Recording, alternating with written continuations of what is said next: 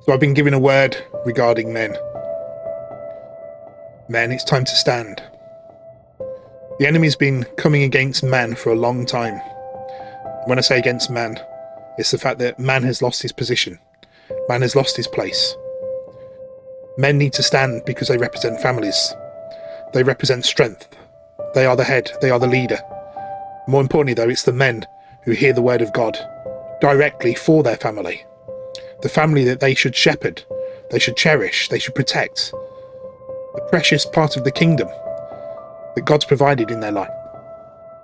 That glory of creation that Adam was asked to tend and look after in the garden. That is our family. But the family is broader than that. The family is the church of Christ. And at the moment, the weakness has fallen. It has allowed the church to become weak. And not just in the natural, but in the supernatural.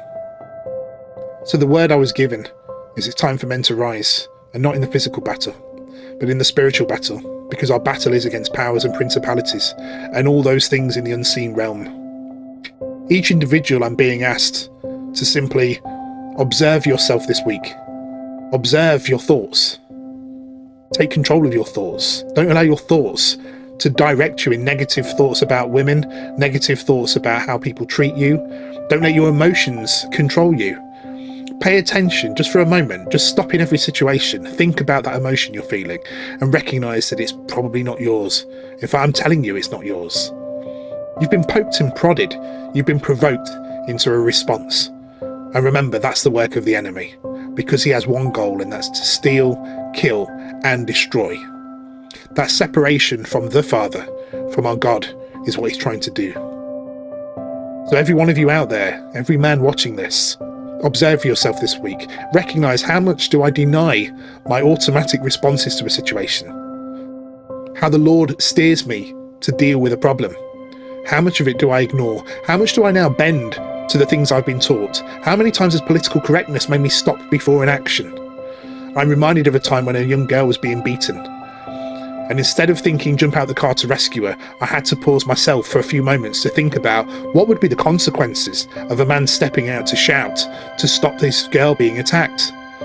But thankfully, the quickening in my spirit said, that's not relevant. Now is relevant. This time, this moment. Step up, be the angel, the one called in to save that girl in that moment. The regret of what will come next is another matter. But do you stand by your principles? Do you stand by the word of God? Do you serve him when he calls you to action? So men, take this week to recognize your thoughts versus the thoughts planted by the enemy. And above all, remember to give praise, because God is speaking to you. You probably can't hear it. The clutter and the noise in your own mind, the voices in your head, which are not your voices. They're the voices that are pumped at you all day long through media and radio and TV and YouTube and TikTok and all those things. But guess what? They're all creations of men. They are the creations of men. But they're not from God. I keep hearing today about human rights, what it is to be human, how it is to be as a human male. Well, you know what? God created man. Human is a different term. Look up human. Are you human? Or are you a God creation in man? So take this word, observe it. God says rise.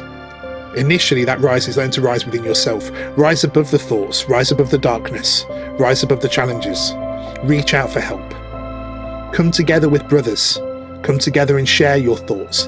Come together and seek advice on how other men deal with that situation. Because it's time to come together. We are a brotherhood that must unite. And when we unite, the enemy will flee. So let's become the wall, the strength, the barrier that keeps the enemy at bay from those that we love. Pray more. Pray for those that you love. Pray for your friends and family and your children. And your friends' children. And the community's children. Because the enemy's coming for them too. Stand in a new sense of power. Stand in a new authority. That's the authority that was given to you when you became a follower of Jesus Christ. If you don't know what that feels like, then pray about it. But this week, as I say, observe your feelings and thoughts. Recognize they are not of you. And learn to take back that is yours, that position. To be the leader, the strength, the head, the protector, the provider, and above all things, a servant of God. I Have a blessed week.